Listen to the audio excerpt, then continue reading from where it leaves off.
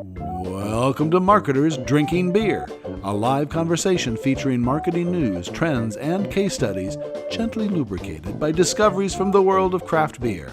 And now, on to the show.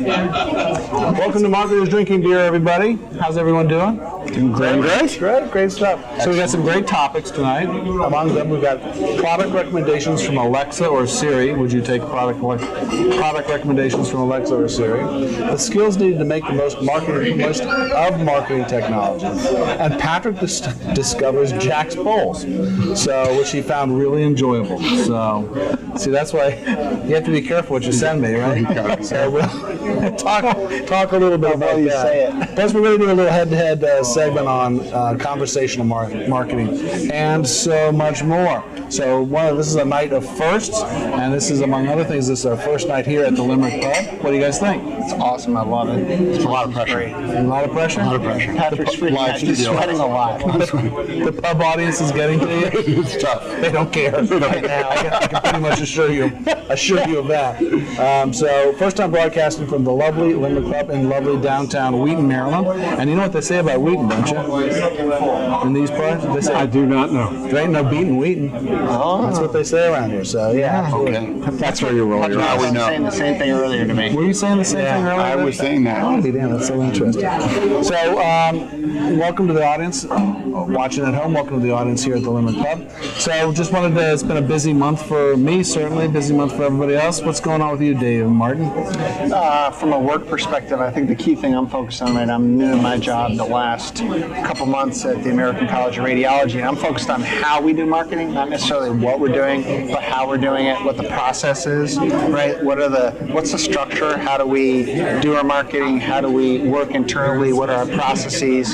Trying to get that set up, because if you're not doing it well, it doesn't matter what you're doing, right? So it's really focused on how we're doing marketing. How big a team do you have over there? Is it a big team? Or? There's about close to 18 people on the marketing team in total. Yeah, That's not bad. Yeah. That's not About bad. 500 staff, so it's a big organization. Yeah.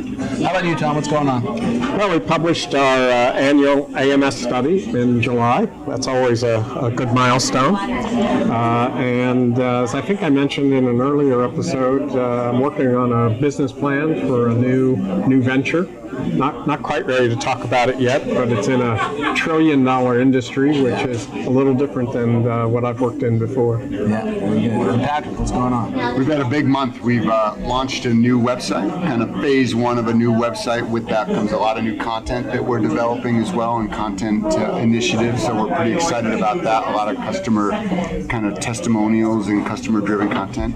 And we just returned back from, I work in the association industry. How was that? We just returned back from one of the biggest trade show in the association, ASA annual, that was in Chicago. We was there for almost a week meeting clients, prospects. We had a big exhibit on the floor as well. It was productive, exhausting in all the good ways. Drink any beer?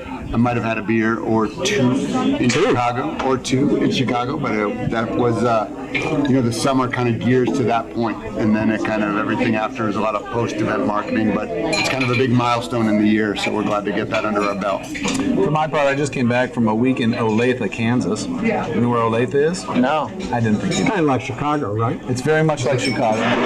It's the big brother to the city of Chicago. Anyway, we're doing some work with a manufacturing company out there. A company does storefronts for like big brands like Nike and what's some of the others, Victoria's Secret and Lululemon and things like that. And so we were out there doing a mini documentary on craftsmanship and all the work that goes into all of these storefronts. It's just amazing. Yeah. One of the good things about my job, I mean, I do all the video work that I do here is usually talking heads, but when I get out to the rest of the country, I get to see people actually make things that people want and think is useful, things like that. So before we go head up with our first beer segment, I just wanted to remind everybody you can really help us out by liking and sharing and commenting on the program if you like it. Oh, I'm over here. And we'd also love to hear your comments. So there's a comments section below the show. Go ahead and add your comments to the show. And we also encourage you to visit our website, which is is www.marketersdrinkingbeer.com. You can see all the past episodes there. And if you prefer to listen to the show, we now have a podcast that you can sign up for through iTunes. You can sign up through the website. So a million different ways to listen to or otherwise consume the show. But we're really trying to get a conversation going, and the more people comment and so forth, the better off we'll all be. So we've got a special guest tonight. This is a night of first. Not only is it the first time we're doing this live in front of an audience, but this is the first time that we have a brewer helping us out. Yeah. Here he comes. Look at this. All right. Snyder. He's one of the owners of Waredaca Brewing in Laytonsville, Maryland. Welcome. Thank you very much. Thank you for having me. You're a brave man. Right now, I'm the only one drinking beer. Yeah, I know. We're hoping that's going to change. That's not right. Marketers drinking water. It's not as popular. I signed up for. Marketers watching brewers drink beer. Yeah, that's just not the same. I think that's good for some of us. Yeah. Should we? So that's the Oktoberfest. Yeah, that's the Oktoberfest. So before we get going, they'll bring that up. Before we get going, tell us a little bit about Waredaca. So Waredaca, Thanks, Thomas. We are a horse farm primarily, still in the upper Montgomery County. We're north of Albany. My wife and the brewer's grandfather started the farm back in the late 30s, early 40s. So Waredaca originally stood for Washington Recreational Day Camp. He ran a camp for boys out of DC during the summers, and it was an overnight camp first on the property down off of Old Georgetown, and then later moved out to the farm that we're on currently. And they've been an operating farm for the last 80 years. And 2.5 years ago, we started the brewery. It was a confluence of good events. Maryland passed a farm brewery law. We had a brewer in the family who was currently brewing at Flying Dog at the time, and we had an underutilized building on the farm, so it was the right opportunity at the right time to open a brewery on the farm. And so we've been brewing for it'll be 3 years in December. A great time to be a brewer, just because of all the great breweries are coming to Maryland right now. All the great breweries, they're now the latest stats on around the country. There's 6,600 breweries. We're now at the most breweries ever in the country. Wow. Even including pre-prohibition. So it's a fascinating time for beer and beer lovers, and Montgomery County, specifically in Maryland, is just getting better and better kind of every year that we go on. I think there's now 80 breweries in Maryland. Amazing. Awesome. Which is a double from 5 years ago. Right. I think 6 years ago there were 30 breweries in Maryland. So adding 50 breweries in the last 6 years has been fantastic if you enjoy good beer. And the demand is there, right? And the demand's there. I'm not sure if any of you guys have been out recently and on a nice sunny day, and today was a perfect weather day. Our tasting room's full, the orchard in front of our brewery's full, which is a really fantastic, it's a great place to be. Yeah. So which one would you like to sample first? I think you go with the white flag with the Thai basil. All right, So let me pass these down to folks. Thank you. And what is this called? So it's called White Flag. It's a traditional Belgian white, similar to a Blue Moon or that. What makes it specific to us is we do add Thai basil on the cold fermentation side, which gives it that. I think you should be tasting that coriander from the traditional white, and then you should get the spice of the Thai basil kind of on the back end. Ooh, that's interesting. Awesome. I love it. I could smell it. You can smell it good. Smell it. Yeah. I like that. Great. There's some debate about which beer to bring tonight, and I didn't. That's none of my business. That's the pub's business. I was hoping that they would do this. So this is really good. Huh? And we've done this beer with several different additions. We grow the Thai basil on the farm, which is fantastic. But we've also done it with red raspberries and black raspberries from Butler's Orchard or Larryland, some of the other local farmers. We've incorporated a lot of different. It's a great base beer. We can do a lot of fruit or herb adjuncts too, which is what we try and do as much as we can. And you grow a lot of your ingredients on the farm, right? Yeah, we grow almost all of the herb supplements and kind of flavoring supplements on the farm.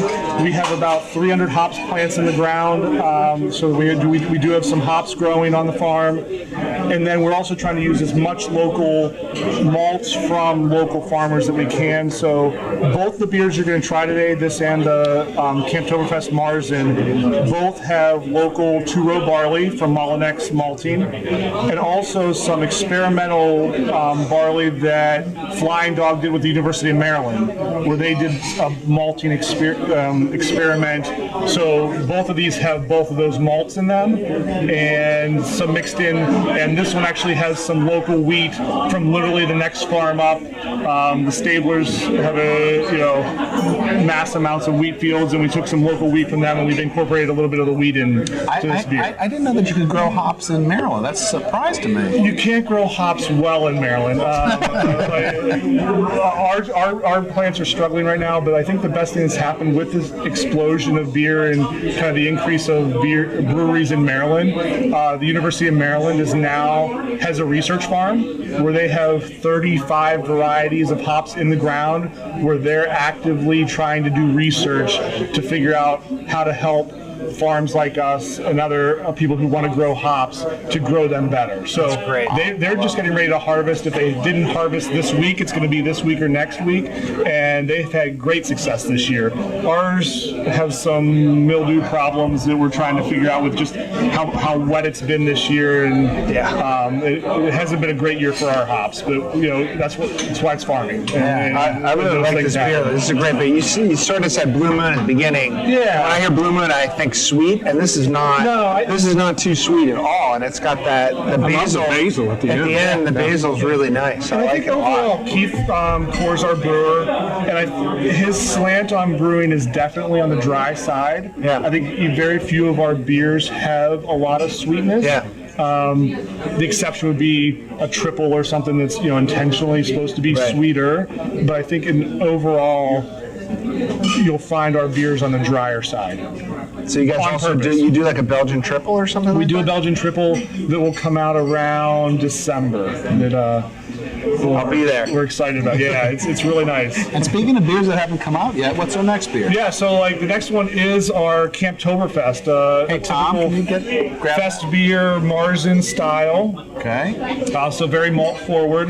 This actually gets released next Thursday in the tap room. So early September releases, which is when you should have Oktoberfest. Not, this is a week early, but this has been lagering in the tanks for.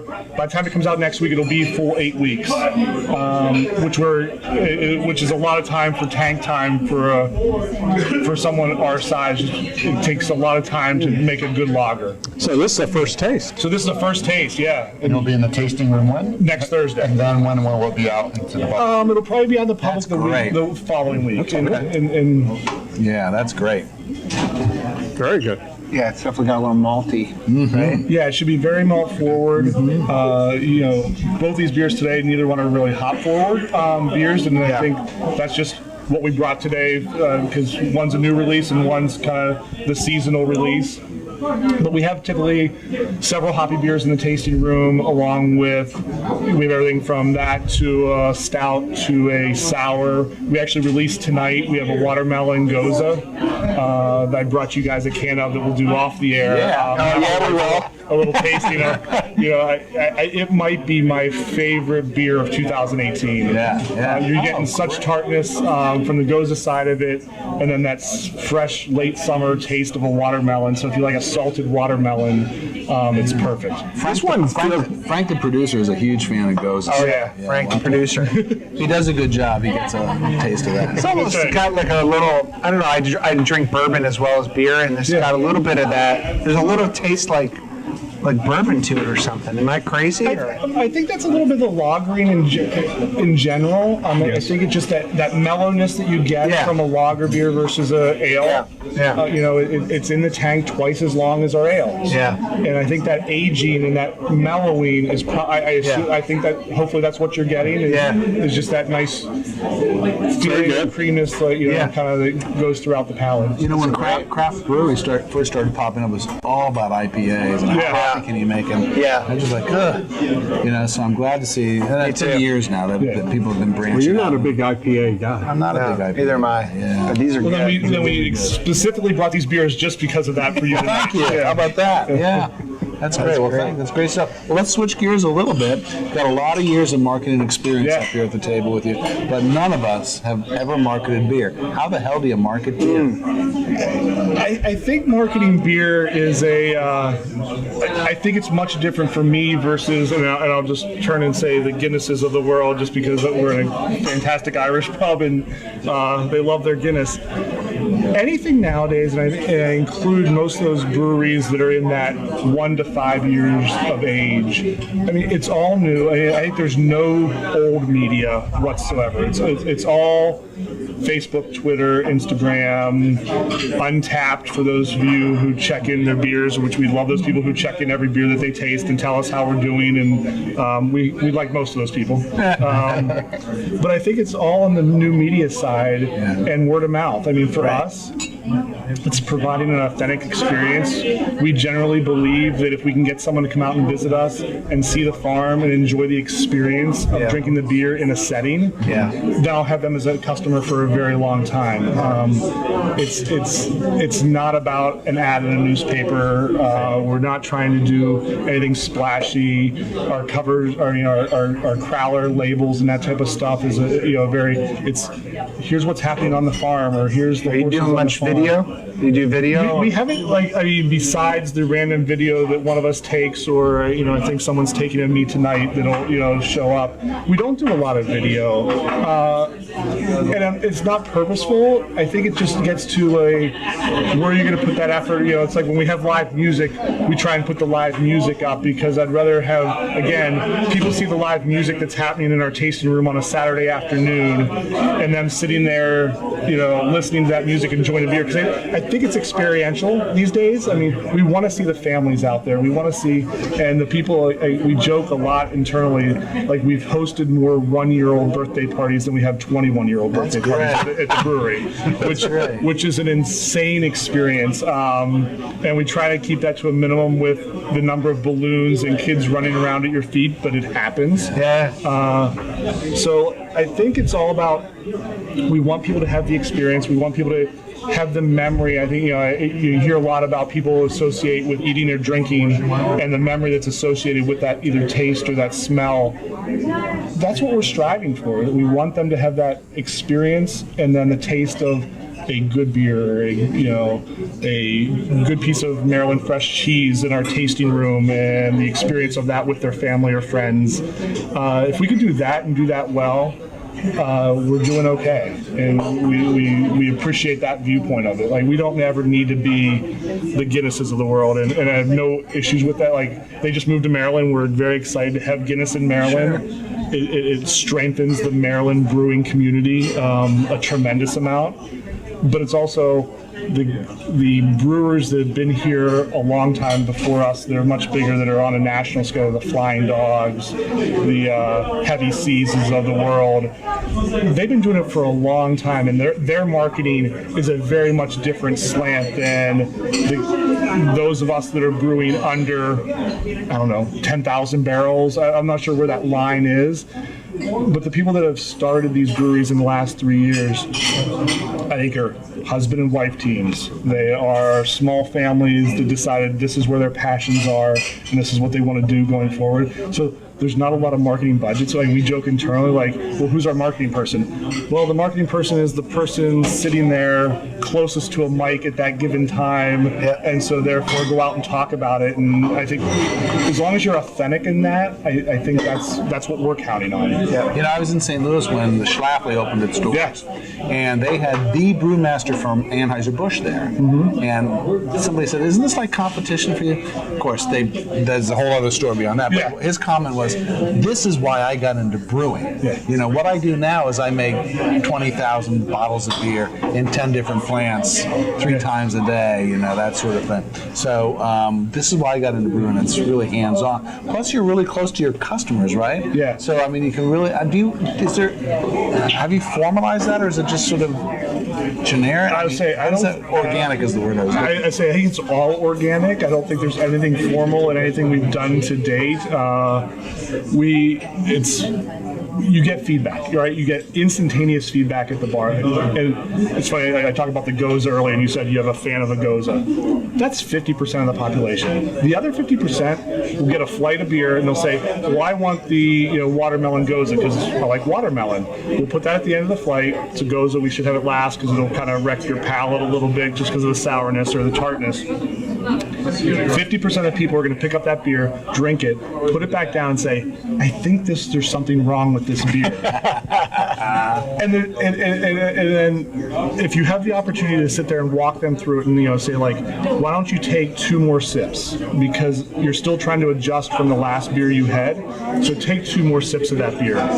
Here's what you should be tasting. It goes, we're doing a kettle sour, which means we're adding a lactobacillus, an enzyme to it afterwards that is what gives it that sour taste. If you can explain to them, you should be tasting that like you do the tartness of a yogurt or the tartness of something else, and then like, oh, I can taste that, and you can walk them through and they go, well, this isn't so bad. So I think at the end of the day, that one-on-one connection, just because you know how they're getting the beer, you know how they're being served, you know how they're being educated on kind of what it is invaluable. And I'd rather have them sitting there in front of us doing that than anywhere else, and putting in the random Untapped review that says this Goza is the worst, worst lager I've ever had. Okay. Yeah. I'll take that. Yeah. That's very good. Yeah. Well, Brett, thank you so much. You're a brave man for being the first brewer. Good luck to you guys. I think this is the first of many more. This will be. I think we were joking earlier that it won't be long before all brewers debut their Oktoberfest beers with us. There you go. Right. They're very no doubt. I think the gauntlet's been thrown. I hope so. Thanks for sponsoring. Thank you very much. Your colleague Courtney, who I thought was here. Yes, Courtney is here. She's running around here. Going to hang around for a while. Thank you myself. But thank you very much. Thank you very much. Enjoy it. Bye. Great stuff, huh? No, it's awesome. That's cool to hear, get the inside story and stuff, and how they're doing marketing or just talking about the beer. Yeah. I love it. Okay, so we're here ready for our next segment, which is Wort on the Street. A little beer joke there. I should have we all have warts. Shouldn't have warts and all. So warts and all. So we've got some news and not commentary so much, but news from the world of marketing. And I'm searching right now. I don't mean to be rude, but I'm looking for my timer, my stopwatch. Oh, you're going to need it when Tom starts talking. Because we get 2 minutes to introduce and to discuss it. So let's the whole thing or each. Each. All right. Oh my God. So Dave, why don't you start? All right. I'm going to press ready. Go for it. Yeah. So I saw an article recently that talks about how Jeff Bezos at Amazon has banned PowerPoint at executive meetings. So basically, what they're doing is no PowerPoints, no bullets. When someone is coming up with a new topic, as they would do today with a PowerPoint, they are writing a 6-page document. At the first 30 minutes of the meeting, everybody reads the 6-page document. So can you imagine sitting in a meeting with executives, or any meeting for that matter, and everybody is sitting there consuming it, because no one's going to read it ahead of time probably, right? And everybody spends time to properly consume it, and then they have a discussion about it. And what he talks about is that bullets don't inspire people, but stories do. And so it's about getting more into narrative, away from bullet point, death by bullet point, and other organizations. Elon Musk is doing this. Richard Branson is doing this. CEO of Google's doing this. So it seems like a bit of a trend there. And storytelling, because I've been talking a lot about storytelling in one of the books, which I'm 10 pages in. What page are you on now? 10. Still on 10. You're on 7. I had a busy month. I left it at his house. He read it, and I read the whole thing. He wasn't that impressed. But anyway, so that's that one. The other one I've got is. Well, wait a minute. We're going to go one by one. One by one. Okay. Yeah. All right, You're up. Tom. 127. You know, I read that article about the Amazon, and what I didn't get from the article was whether it's cut down on meetings. It seems like it It's would, meant to cut down on and I know it's a big transition It for makes me. the meetings more productive because you're not sitting there getting hammered over the head with a PowerPoint. But do you think it's also eliminated some meetings? I don't know. Seems like I would it. think so. want to write Who the wants- six-page Who wants to write the document. 6-page document? Yeah, really. There you go. That's a Right. commitment. There you go. It's a commitment. So, moving right along. If Alexa says it's a good product, it must be, right? I mean, would you make a purchase based on a smart speaker recommendation? Well, it turns out a lot of people do.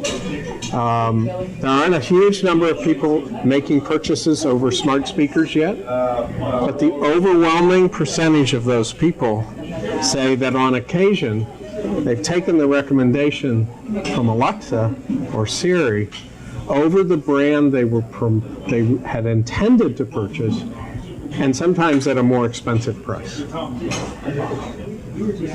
I mean, we all know that the role that reviews have played, and it's difficult in an audio environment to browse products or hear reviews. So people are apparently turning to the smart speaker advice, the shopper advice. So it would seem that if you're marketing products online, you not only have to keep the customers happy, but you have to keep these virtual assistants happy. And as we all know from the Google experience, those algorithms change frequently. It's a pretty big challenge for marketers, I think. Yeah, huge. I think we're going to see a lot more of this because my alma mater, St. Louis University, is the first university in the country this fall semester to put an Alexa in every dorm room for each student. Wow. And what's the purpose? To provide them with access to the powers of Alexa. The encyclopedia of the world. Yeah, so I bring this up because, I mean, this is these markets are being created just around voice. Yes. So it's going to be... Well, in the Alexa skills, there's been this incredible growth of the skills, which are apps basically for Alexa. So skills have gone from like 5,000 only like 3 years ago to 30,000. I saw this past week, which was pretty staggering.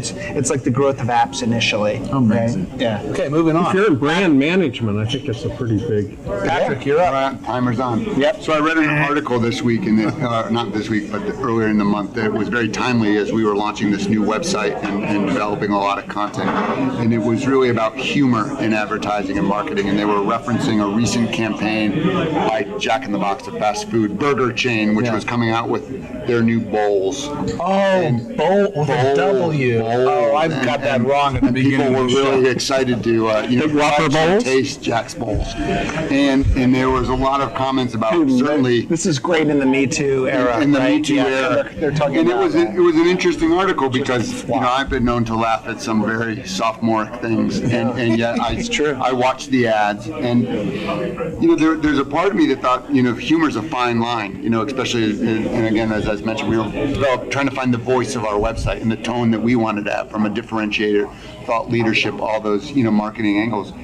And we had to ask ourselves, do we want to have a funny, humorous tone versus just this software checkbox, data sheet, death by PowerPoint, website. And we actually had a discussion internally about this because you can very quickly go to the humor side, and it can be almost like lazy marketing. Right, it's cheap and lazy. It's easy to kind of go down. Yeah, dangerous is right. It's dangerous because again, it's like an email, right? Everyone, we've all learned this lesson: how to be careful of your tone in your email. What you think is funny or how someone else reads it is totally different. And we just decided to be like, again, how it impacted us from a website.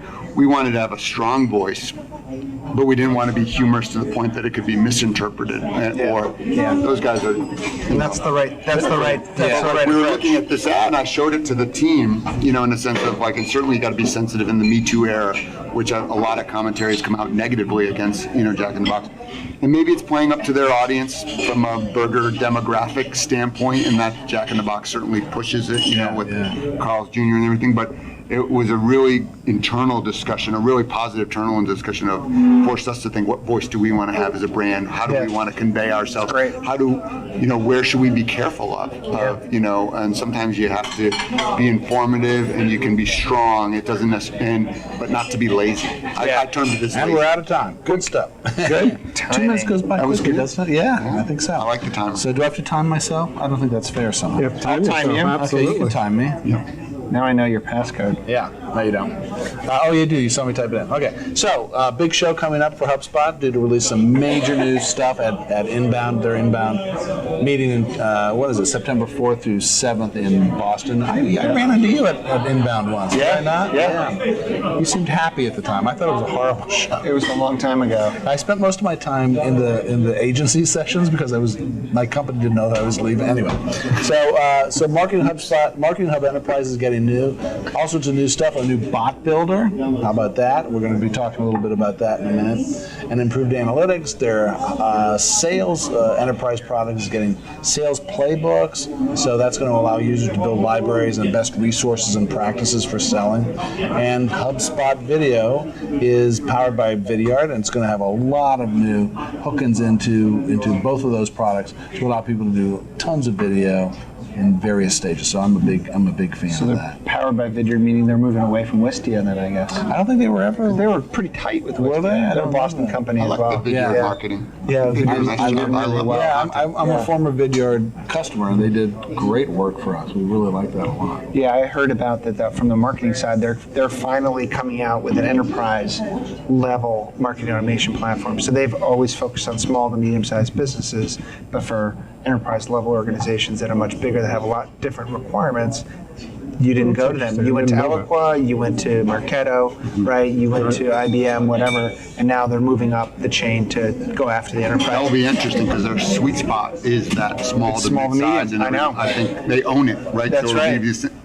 They can maintain that. Yeah. It's a crowded market up there. I know, but Some big they're boys. pretty awesome. So, all right. That's it for me.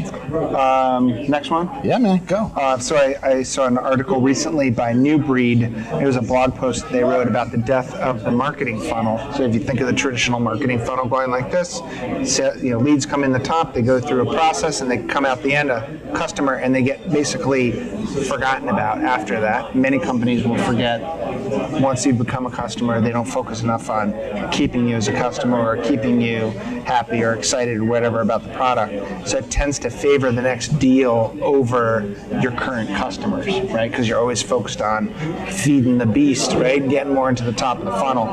So they're suggesting coming out with a concept instead of a funnel, a flywheel, which is a circle where the customer's in the middle. You have marketing, sales, support, all going in a circle around the client. So you're always customer focused as opposed to just sales and marketing and, you guys deal with them now because they're a customer and I'm always going for the next guy, right? Because I find more and more as more systems come together that whether it's a marketing, a sales, operations, customer support, whatever it is, that it's part of the entire journey. And so it's getting harder and harder to just say, we do marketing and they do sales, right? So it's an interesting concept, the death of the marketing funnel. Very interesting. I mean, I always consider the funnel as it comes down like this, becomes customers, and then it goes back. It's like repeating funnels in a sense. Yeah. Very interesting. We were talking about this earlier, and I read this article, and what confused me was that the marketing and sales part still requires a funnel. Yeah. I mean, you've still got a conversion rate that's taking place. That's the whole reason for the metaphor of the funnel. Right. So, But I think the concept is that it's not a, go through the process and done. It's a continual process. So I think you've got the funnel still happening, maybe at the top and getting new customers, but then once they're there, you got to be focused on. Maybe there's a combination. there's a combination. Okay, Tom, you're up. So I didn't bring my goggles tonight, virtual reality goggles, Praise the Lord, but we did not have that. continuing on that theme, the explosion of this continues to happen. In California, California, the California firefighters are now using an augmented reality app. And this takes a live feed from an aerial shot and superimposes on it where the fires are taking place, where all the fire crews are, where all the equipment is, where the safe spots to evacuate in the case of a blowback. All of this in real time for everyone involved, including the drone operators and the aircraft pilots. They all have the same information and communicate with each other. As you know, in fires, when you get those unexpected blowbacks or the wind changes, it can become very dangerous. All of this coordinates on top of the real feed. I get blowback, but it's usually from my wife. Yeah. Well, you need a safe spot. Wow. If you had an app, I'm not touching that. You put on the virtual goggles, the Tom's goggles. Might be a safe zone, right? So I'm going to do a second. you can buy blowback. I'm going to do a second one real quick, which involves what's called haptics in virtual reality, which is where you get the sense of touch and you get the sensation of substance. So they're using it to train surgeons. So when you push the scalpel, it goes deeper.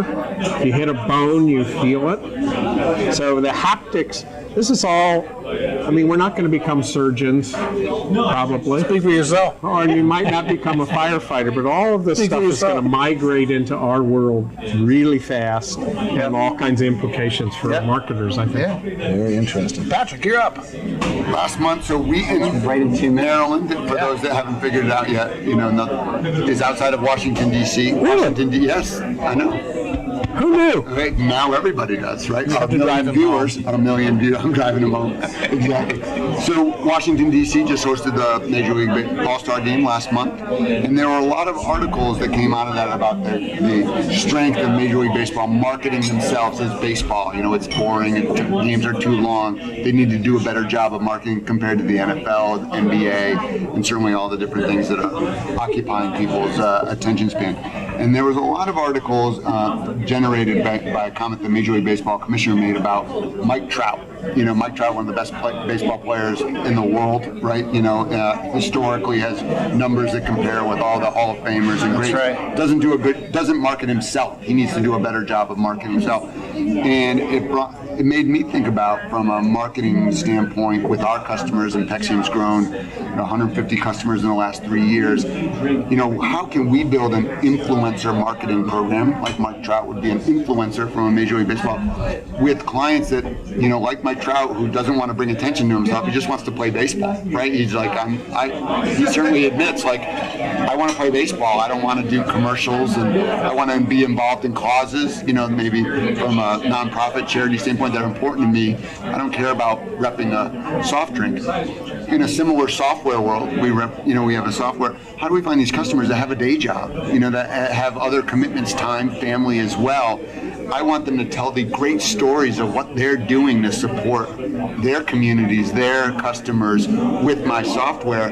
It's not always an easy ask, right? And how do you get people to move from like, hey, you're doing something great, could I have time to film you, write a case study, get a testimonial? And it's just an interesting way to look at it, because there was certainly a lot of feedback on what Major League Baseball is doing, and it was a good opportunity for us to reflect on what can we do to not just ask when we need something. It kind of goes to Dave's flywheel. It has to be a continuum. If we're always engaged with them, then it's not really an ask. It's like, hey, that's a great story. Let's tell it, right? Because it's not marketing. Okay, moving on. The last item, we've all encountered people who won't, like, you need to do some marketing. Well, can you write something for us? No. So it's a great story. At least they're not multi-million-dollar players. Anyway, so does everybody remember our friend Jim Kelly, formerly of Syscom? Yeah. So we're going to actually use a case study of his later on in the show. But for our purpose, he and I were chatting the other day, and I had manufacturing video in mind, and I told him I was going out to Kansas, and he said, I've got a client. What they do is their sales reps go down onto the factory floor as products are coming up, and they videotape the product for the customer, and it's like a video selfie. Go, hey, I just want to let you know your whatever it is coming off the floor. We're going to ship it FOB to your dock, from our dock to yours. It looks freaking great, and we would really appreciate it if you would make a video of it or a picture of it in action. So there's like that focus on the end result of the product. And he says customers freaking love it. And it's just a smartphone. You just go down the show, hey, and I've got a couple of things on the show notes. You can click to see the videos. Hey, your glasses are coming out and they look great. I can't wait to ship them to you. Please show me, get me a picture of these things working in the real world. So I just thought that was awesome. Just another great use of video. Easy, cheap. Everybody ought to do it. Right? Okay, that's the end of that section. That was pretty good. We moved through that pretty quickly. We did? Yeah, pretty quickly. Shocking. I thought that was really good. I'm thinking now might be a good time get some more beer. To get another beer. So I'm thinking 4 more wits here. The white flags would be a nice thing. Molly the beer girl. Just like that, Molly man. in the Irish pub. Right? Molly in the Irish pub, just like that. What do we got next? The watermelon. What's that? The salted watermelon. I know, you want that. I know you do. So I'm going to first of all turn off my your timer. You went 4 minutes yourself. Well, that was 2 and 2. I didn't stop. Okay, so. yeah. At any rate, so what do we got next? So we wanted to talk about the Marketers Drinking Beer poll. We like to tie that to our deep dive, head-to-head conversation. So last month we tied it to this notion of device salespeople cutting off or allowing people to limit the amount of time that they do. So working against device addiction, as they call it. So we asked them to weigh in on that topic. And let's see, will the war on device addiction help or hurt your marketing efforts? And the response we got was closer than I thought it would be. And I thought people would be like, F you, man. I bought your phone so I could market on it. I'm trying to market on your phone. Now you're telling me I can't market on your phone. It was actually reverse of that. 67% thought it would help their marketing efforts, and 33% thought it would hurt. 67 would help. Thought it would help. By having limitations, in-app limitations, or in-phone limitations. And I think based on our conversation of the last show, I think most of that was based on it's going to force marketers to work harder. Right. To not just flood the marketplace. Well, it's going to lower the noise level. Right. You would hope. Yeah. So what you're saying is we didn't know what we were talking about? No, we did know, but I didn't think the audience was as smart as we were. I am surprised by the result. You are surprised? Yeah. Oh, we got a pint this I would have thought time. it'd be the reverse of that. Yes. Thank you. Look at this. Just what we need, right? Wow. This is Elijah, everybody. Elijah's our friend. What's up, Elijah? Look at that. Famous now. Hey, There's like a million people watching right now. Thank you so much. Thank you. Just one? Oh, man. Beautiful. David's great. Here's to Elijah. Here's to Elijah. Stop counting. Nice job. Hey, we're cheersing Elijah. Oh, that's good. Okay. All right. So we've got a new poll up there. Where is it? And it's this month we're asking, do you use chatbots at work and for what? So not only vote, but leave in the comments what you're using chatbots for. And that's going to tie into our next segment. But before we get there, just another quick reminder to like the show and to share the show and to leave comments for the show, because that's the way the word gets around. This is all organic, right? Yep. And so there's no better way to help us market the show if you like the show than to... It's our livelihood, after all. It's our Need livelihood. a second sponsor. We're not all Mike Trout making $28 million a year. That's all right. Hey, speak for yourself. Yeah, no kidding. I got to tell you, this week, the week of the show, it actually seems like my livelihood. It seems like our job because there's a lot of work that goes into it at the last minute. And do we plug our sponsor again? Do we do Why that? don't you do that? It's a great idea. Well, we just want to thank our sponsor, Waredaca Brewing, and our friends here at the Limerick Pub. and our friends at Limerick Pub, who's Where given would us we the be? space here. Yeah. And where would we be without both of them? We'd be at my kitchen table drinking something I picked up at the store. So, cheers to everybody. Cheers. Yeah. Oh, this is good. I can drink that You're all being night. the adult. Both of you are being adults tonight. Good. Yeah. Somebody's got to You guys stay on that side of the table. the children. We're going to stay on this side of the table. Well, you know what children say about adults when they're not listening. So. Okay, so go ahead and vote on that. I think that's a great thing. It's up on our Facebook page, so please feel free to vote. So our next topic, our head-to-head topic, is conversational marketing. Why don't you kick us off? All right, so what is conversational marketing? So conversational marketing is starting to pick up steam right now. It's been happening over the last year or so.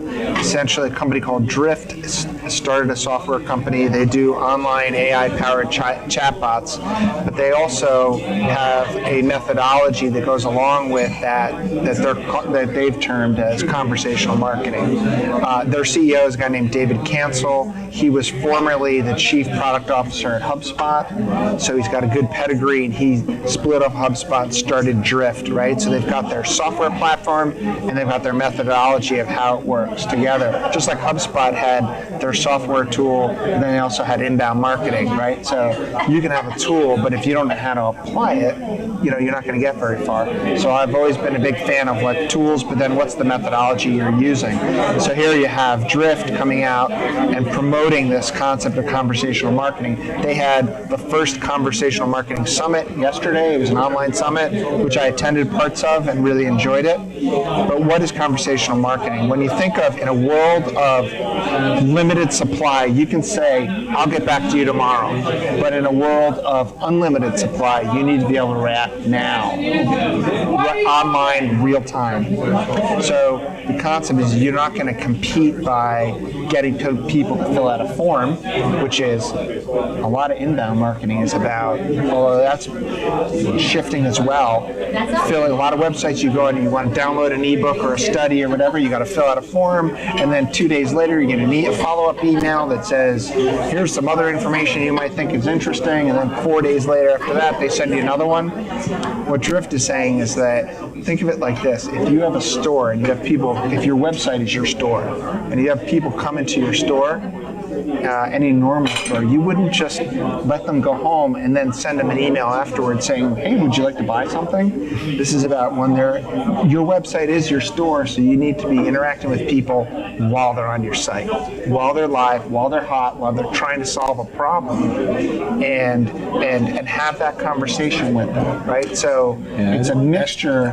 Go ahead. It's a mixture of the online experience where they use their chatbot tool, and so this chatbot starts out as it's automated, right? And it starts to get a sense of who are you, what are you looking for. You can ask lots of different questions and have different playbooks, right, to try to verify. Maybe you can go through the funnel, determine where is somebody in the buying cycle, and then be able to serve up other information. Oh, you might find this interesting, or we did this webinar and have a link to a webinar. So it's this live kind of conversation. But then you can also, depending on how you determine how hot somebody is, you could hand that off to a salesperson immediately live, so they can have that conversation while they're on the site. So I think it's very interesting what's going on. And it's not just about chatbots. It's also about when you're communicating with people, when you have a conversation with somebody, like in an email, it's about stripping away all the banner headers. It's getting away from the marketing gobbledygook that we've heard for so long, the corporate speak that's a bunch of shit, basically, right? And it's about having a conversation like you're talking to a friend. So imagine writing your promotional email that's going out, talking about your next product launch, where you're having a conversation with a friend. It's a very different approach. Well, as you guys know, I'm a Drift user myself, and I've gotten business off of Drift. And when people write, there's a sense of urgency. And a lot of times it goes from the chat to like, hey, can we talk? I'm tired of typing. Because they're ready to buy. Right. And they're looking at pricing. They're looking at, how the product works. They're really buyers. They're not just futzing around looking at blog posts and things like that. So I think it's really great, and it's very honest. That's what I like about it. It's like, yes, very what? Honest. And like, yeah, this is what we do. Here's what it goes. Have you ever thought of maybe doing this kind of thing? No, but I try. We're doing something for somebody right now that's way out of our wheelhouse. I've never done it before, and it's working rather well. What do you think?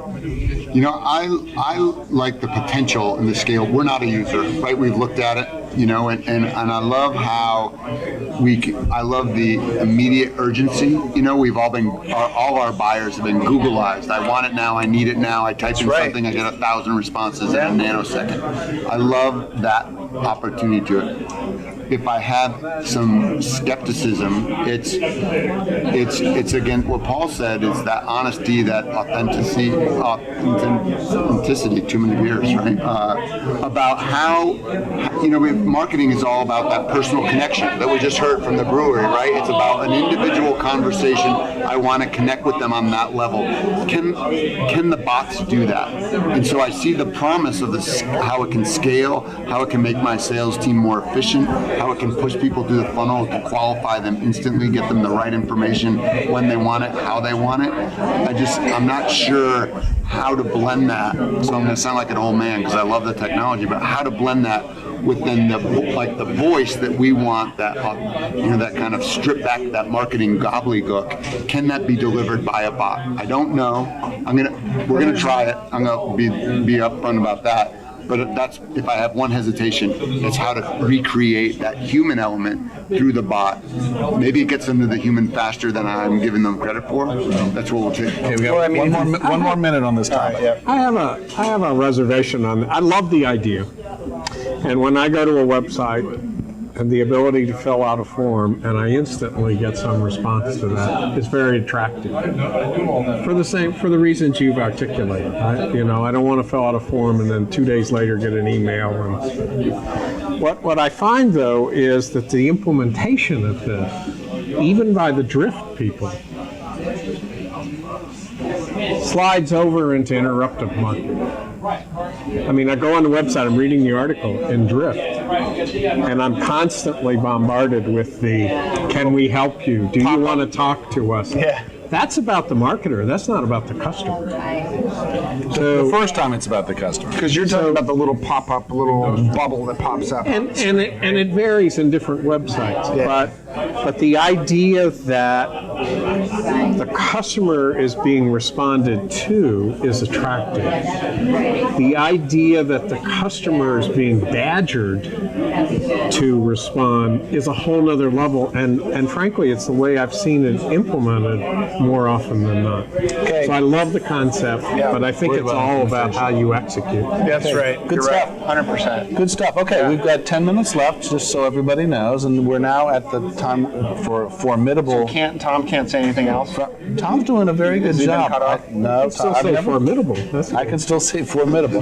Formidable Timer might be the Fermentations. favorite segment of the show.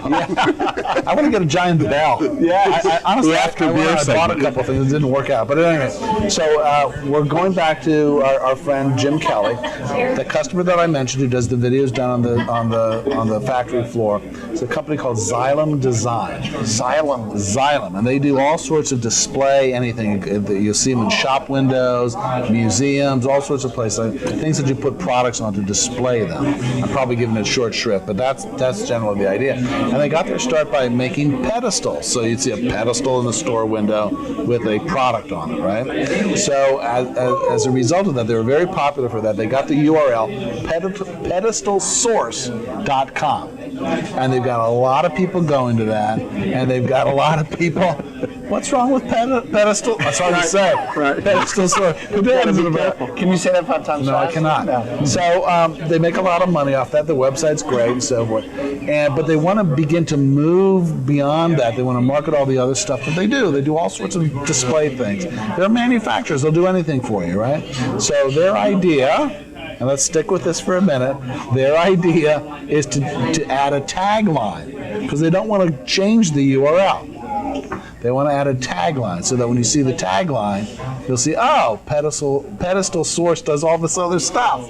So I'm going to go to pedestalsource.com. But where do you see In order to get, what are the other People things? know their the website. URL. That's They know the URL. They premise. go to the They URL. type in pedestalsource.com? What? Pedestal source? Should have done this segment first. And what else do they do? Hang on. They do a lot of different things. So, Do a lot of different things. so they That's want to helpful. do a tagline. That could be their So they tagline. want to be do anything. We do a lot Xylem, of which is different XYLEM. XYLEM design, yeah. So Xylem what they design. want this tagline to say is, we're builders, not resellers. We build more than pedestals. We can build whatever you want, okay? So here are some of their ideas. I'm just going to read a couple of them. They're thinking of you dream it, we build it. You dream, we build. Custom built, handcrafted. Displays built for you. Your display builder. More than pedestals. Displays built to order. What do we think of those taglines? And more importantly, are taglines the answer? Let's start with that. I don't know if taglines are the answer. What would you do? I think from the URL standpoint, they could do a redirect that could maybe go to a page that maybe explains more than what they want. Having a tagline from the pedestal source, I think leads even more misinterpretation, because you're just like, we build everything like that. What does that mean, right? I think it's almost too vague, too cute. Maybe that's not really what they do, right? We build it, you think of it like. I think we're starting at the wrong end of the equation. I mean, are these all the same customers that buy all those different things? Yeah. I know that's a mother question, but I think that's the case. are the same people who buy pedestals buy the other things that they do? Everything else. Yeah. They build everything. Well, No, within reason. the They same don't- client may not buy everything. Well, that's a good point. They don't, in fact, build everything. that's If what I you mean. went So and that's asked not a for good Sherman tagline. tank, they would Right. not build you a That's what I Sherman tank. I don't think. The question being, if in fact it's the same audience, that's a different challenge than if different audiences come for different things that they do. The latter would suggest you want different URLs if they're really committed to staying with the one they have. You should add on some URLs that focus on those specific markets. You can have them all redirect to the same place. Assuming they were all the same market, you got to bite the bullet and change the URL and have a redirect. I would change it, and I already looked it up. Xylem.io. Get rid of pedestal source. Redirect it to Xylem.io. Not even to Xylem design. So keep it short and simple, clear. There's people 1 to 6 letters in Xylem. Great. It's much easier to do a logo around that.